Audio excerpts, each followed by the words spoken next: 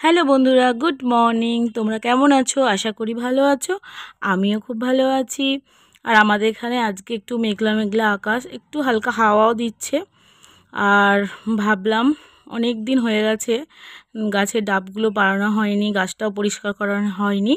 তাই আজকে ডাবগুলো গাছের পাড়ানো হবে। নারকেল ডাব দু রকমই আছে, তো এই যে নারকেল ডাব পাড়ার জন্য লোক এসে গেছে, গাছে উঠতে শুরু করে দিয়েছে।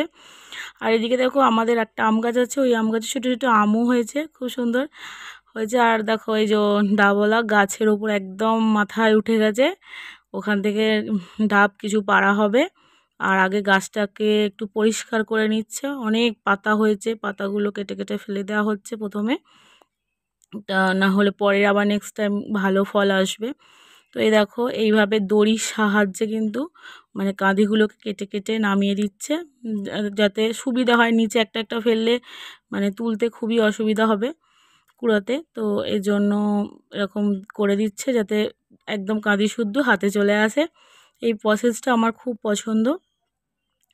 তো আমার হাজব্যান্ড তপু, ও হচ্ছে সব এগুলোকে খুলে খুলে নিয়ে ঘরের ভেতরে রাখছে।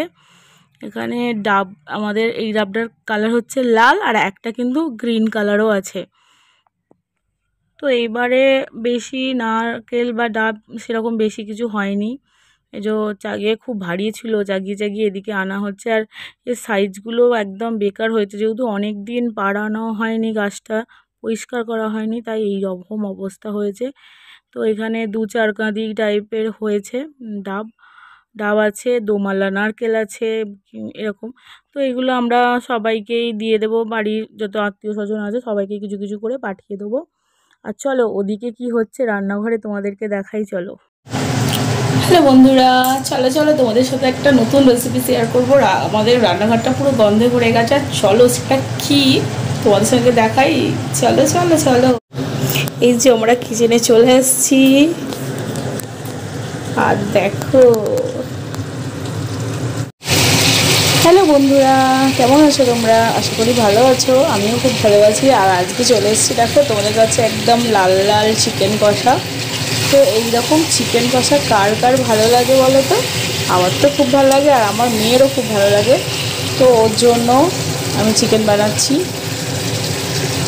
ও প্রত্যেক দিনই চিকেন খেতে চায়, বাট প্রত্যেক দিন তো করা সম্ভব হয় না, আজকে করছি।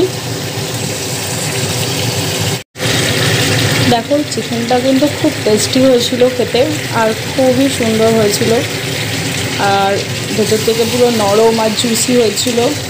জাস্ট চিকেনটাই হবে, এতে আলু টালু কিন্তু দেবো না।